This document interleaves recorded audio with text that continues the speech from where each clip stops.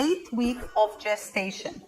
This week, you are completing your second lunar month. Remember that in the lunar calendar, each month has only 4 weeks, different from our calendar. On our calendar, you have a month and a half. There are new symptoms, there are increasing symptoms, there are decreasing symptoms, there are news about your baby, feeding tips, and a special one for this week that I prepared for you.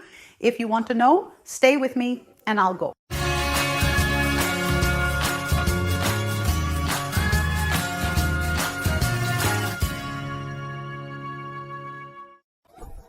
Hello, I'm Monica Romero, creator of Gestação Semana a Semana on YouTube Brazil.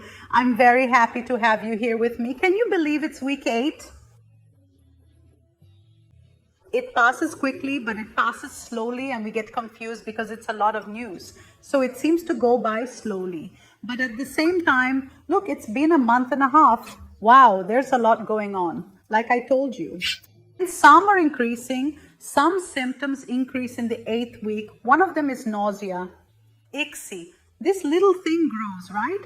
Of course, there are some women who won't go through it, but most women, about 80%, will feel nausea at some point during pregnancy. In most cases, it disappears in the second trimester after 12 weeks. In some other cases, it will last even longer, mainly due to hypoglycemia. What the hell is that? Long time fasting. That's why you have morning sickness. You spent the whole night there without eating anything. Then when you wake up, the sickness comes to say good morning. What's the tip? That little cookie there at the bedside that I already told you about. Remember, oh cookie, put there a little abyssal cookie, a cream cracker cookie. Leave it there. Eat it while still lying down before getting up. That just by having put something in your stomach, you will already have a little bit more strange.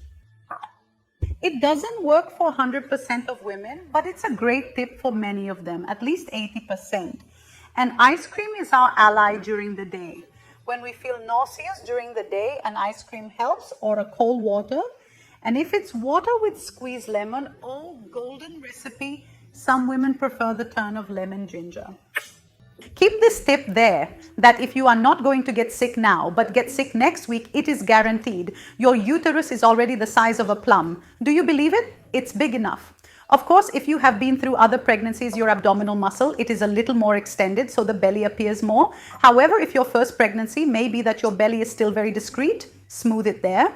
But if you followed the tip I gave, if I'm not mistaken, take a photo in the 5th week. Are you taking a photo of your belly? If you are taking it off, you may have noticed a difference, but try to always take it off in the same place and with the same clothes so that you can feel the difference well. Oh, here's an image for you to see. Of course, it's from a drawing, but you can get an idea of how we can follow this development, this growth of the belly as we're talking about there, right? In belly and muscle extending. It's important that I tell you that cramps are common throughout pregnancy. Is your uterus being stimulated to grow? And that causes colic. So it is normal to have colic throughout pregnancy, not only at the beginning, but later you will continue to feel colic as well. It's okay that some women feel it in such a discreet way that it goes unnoticed. Others feel it a little more intense. However, these cramps are very strong or accompanied by bleeding. You have to seek emergency care with obstetric care to see what's going on, okay? We don't wait until we are pregnant to see further ahead, whether better or not. We always look for help, talk to the doctor, can't forget. Something new this week is that placental hormones will make your hair more hydrated. Some women notice different even in the texture of it. And it's because it's getting more oily, and the same can happen to your skin. This is why acne is common during pregnancy. You can't pass anti-acne product. Okay, when you're pregnant, there's no way. It won't happen to all women, but it can happen to many. And it can happen in one pregnancy, yes, in another, no. Look here, oh, present with me happened. I didn't have Lucas's and I had Larissa's. There's even the joke that we end up having a girl's pregnancy. The girl steals the beauty of the mother, so the mother does not become beautiful pregnant, and as a boy, the mother becomes beautiful. It's a legend, okay? It's not a rule, but if it happened to you, will you tell me?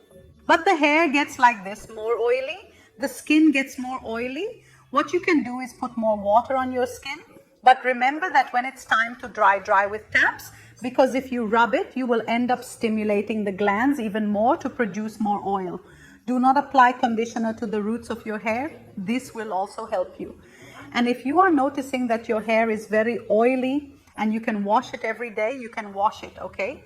There is no contraindication about washing hair. If you avoid sleeping with it wet, it will become longer. Even more oily, you have to sleep with it dry. Something is also increasing, right? Now, in the 8th week, it continues to increase. It's the feeling of the breasts, firmer, even heavier. So the tip to wear a more structured bra, preferably without those hoops or a gym top, can help you a lot. What about the clothes? If you keep wearing those tight shoes, you know, those tight ones, you might start feeling nauseous, you know? Many women get nauseous because of tight clothes. I wasn't even supposed to be nauseous. It's your body talking about freeing me up and I need to grow up. It's okay if you have maternity clothes and already want to use them, excellent. But if you don't have them, then you want to leave them to buy later. You can buy your clothes later. And now just wear clothes that have elastic, that are wider, the dresses. And remembering that when we are going to have an increase in vaginal secretion throughout our pregnancy, we prefer to always wear cotton panties and avoid synthetic fabric pants. The synthetic fabric doesn't let the region sweat, so it will stay one more. Damp and hot, what are you going to do? Candidiasis will appear. Bacteria love humid, warm regions. So if you can wear more dresses all the time, cotton panties are better for you, okay? And if you can sleep without panties, even better. This tip is for everyone, all women, if they can sleep without panties. These are times of our day that we will make our region more airy. Everyone is grateful, especially our women's health. Everyone is grateful, especially our women's health. What about the panties? If you work outside or are going to be away for a long time, keep a little bag with a pair of panties there for you to change during the day. As it gets very humid, if you change it, it will bring you more comfort, more well-being, because it's bad for us to have the feeling, right, that it's humid. It's really bad. But the secretion that we will eliminate throughout pregnancy, that we actually release a lot of original secretion, there's no way we can control that. This is typical of pregnancy, of increased blood flow. So it's normal for this to happen. We can't reduce this. We can only try to reduce the discomfort. Let's talk about your baby. Do you believe he has passed? Solder on the 1 centimeter ruler. It is between 1.3 centimeters and 2 centimeters. It's a tiny raspberry, very tasty. The teeth are already growing inside, forming in fact, right? Inside the gums, baby teeth are already forming. It looks like an accelerated thing. The baby's features are more and more formed. Now he has an eyelid, for example. He already has a little innate nose. Do you know that nose? Did it pull your nose? Did it pull your father's nose? Oh my God, mine pulled Flavio's nose. Thank goodness, see? I mean, tell me in passing. But these characteristics of tensions are already being formed. Last week, the formation of the testicle or ovary began, but the external genital organ is not yet formed. We can't see it yet, but we have news. Can you tell the sex of your baby? There is a blood test called Fetal Sexing. Is it expensive? It's in the private policy. It doesn't cover it. If anyone covers it, tell me in the comments, because I don't know. And his only function is to take the mother's blood, analyze it, and see if there is a Y there, which would be a boy. If not, it's a girl. Is it a reliable test? It's an exam that many anxious mothers are already here thinking about doing. They're already researching while they're here watching the Almanac. You're already seeing who does it, right?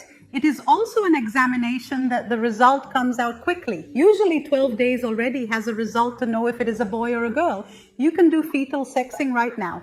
If you can hold off a little bit, you can hold off for up to 10 weeks performing the test. 10 Genomics is born, which is also a non-invasive test, through blood and mother. I will leave here, a link for you, everything about this exam that analyzes not only the sex of the baby, not only homosexual chromosomes, but also genetic diseases such as Down syndrome and several others. There's a cute video here for you about it. And now if you talk, I can't spend it on it. What are you going to do? Are you going to do an ultrasound there at 16 weeks of G? Education only that before you schedule this ultrasound, ask the lab if they already talk about sex, because some only talk from 18 weeks. And if you're not too anxious, you wait for the morphological second trimester, which is at 20. Then you can wait and you can know everything together. But these are the options for finding out the sex of the baby. Or if you want a surprise, let me know in your ultrasound scans that you're going to do in the future that he doesn't want the doctor to tell you, or he'll tell you, okay? Look at your little baby, how cute. The biggest news is his head is still quite large compared to his tiny body. The kidney starts to work, your bones if we could, right? It's seeing through some image. We could see that the skin is still transparent. We could see the bones through the skin of your baby, your super agitated little heart beating around 160. Starts per minute, much faster than mom's, but oh, less thrilling, right? Especially if it's on ultrasound. Your little heart is now formed in those 4 cavities, right? The ventricle and the right and left arbiter are already fully formed. Your baby's little heart already has 4 parts, and now it is also possible. I heard it on the ultrasound before you could see it. Now you can also hear that heart and hold your heart because it's exciting. If possible, take Dad to the ultrasound along with you, because for him it will be the time that the pregnancy will be most palpable. While we count, we are not only seeing, we feel. It's one thing. But when our companions, right, are right there in the ultrasound, you see, our baby becomes more real, although many will only feel father even when he is born. It's normal for this to happen, but just to be there, this confirmation, to hear the little heart, oh my God, our hearts explode together, is very pleasant. And since we are talking about ultrasound, the movement of the baby is also an important thing, and from now on it already starts to move through your uterus. He starts making all those movements, but still involuntary, but already. Is there anyone who thinks that the baby only starts to move at 17 weeks? No, he's already moving. However, since he is still very small, he still has a lot of room in his uterus. His bones are still very soft. He doesn't have muscles yet, so he can't press against the wall of the uterus enough for you to feel it. You will only feel it when it starts pushing against the uterine wall, and that will happen there around 20 weeks of pregnancy. But your baby is already stirring, already swimming. There's plenty of room for him. It's an Olympic pool. This uterus about feeding has a special tip for you this week. You should already be taking maternal vitamins, because remember, if your body will take away from you to give to your baby, for your baby will not lack. But you will need a lot of vitamins to replenish everything you are missing by donating to your puppy. So it is important that you take 100 maternal vitamins, but remember that they do not replace good nutrition. So it's not because you're taking maternal vitamins that you can only eat junk food, only eat fast food, only eat sandwiches, and only drink soda. This is not the time to focus a little bit on your feeding and remembering. After your baby is born, he will understand much more by yours. Examples of what you say. So if you want him to have a healthy diet, start training you two now to make his diet healthier by peeling more food and opening less packaging. I think it's the main tip, and a colorful dish. The more colorful, the more different vitamins you're consuming. And speaking of consumption, calcium remains very important for you, and iron too. Calcium is found mainly in milk and dairy products. Iron is found in red meats and also in dark green leafy vegetables such as broccoli, spinach, and kale. Delicious, huh?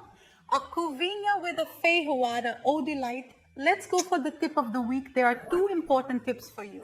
The first is use sunscreen every day, and they will help protect your skin and prevent blemishes. We have a lot of spots during pregnancy that can happen, and sunscreen helps avoid them all. But girls, be very, very careful with any skin product that has urea or retinoic acid. They are prohibited during pregnancy. Okay, people, do you generally have anti-wrinkle, anti-acne, anti-age creams? These creams usually have, right? Or they can have these ingredients and they can't. When in doubt, photograph the label and ask the obstetrician to take a look to see if it is allowed for you. But the important sunscreen we use to avoid melasmas, which are those dark spots that later we suffer to lose them right after pregnancy. So you have to go to the sunscreen every day. And tip number 2 is that if you have medical insurance, it is very important that you already contact them to understand what your rights are. Hospitals that you can enjoy is doctor, consultations, exams. Some need prior authorization, others do not. You'll get rid of all these doubts. You'll get organized for yourself later so you won't get lost, okay? So please, if you are going to do all your consultations through the SUS, do not forget that you are entitled to the 2 morphological ultrasounds of the first and second trimesters. If by chance the doctor did not ask to deny you, you can file a complaint with the SUS ombudsman or contact the lawyer. Or even write in the court of your city for you to make a complaint about this. It is your right. The SUS covers 3 ultrasounds. The first to see if it is topical, that is if it is inside the uterine cavity. The first one, which usually does between 7 and 8 weeks, then the morphological first trimester at 11 weeks, and then the second trimester at 20 weeks. It's your right, don't lose it and pass your SOS card. If you haven't, go to the SOS website to provide your card. And don't be surprised, you have to organize all your consultations. Everything is beautiful. I'll even leave the link here for you from the SOS itself. How does it work? Okay. If I forget the link, remind me. It's here in the comment. I'll fix the comment, okay? I really hope you enjoyed this video, that you are well, that you are enjoying your pregnancy so much as I'm enjoying telling you everything that's going on. Don't forget to enjoy it for me, okay? And I'll see you in the next video.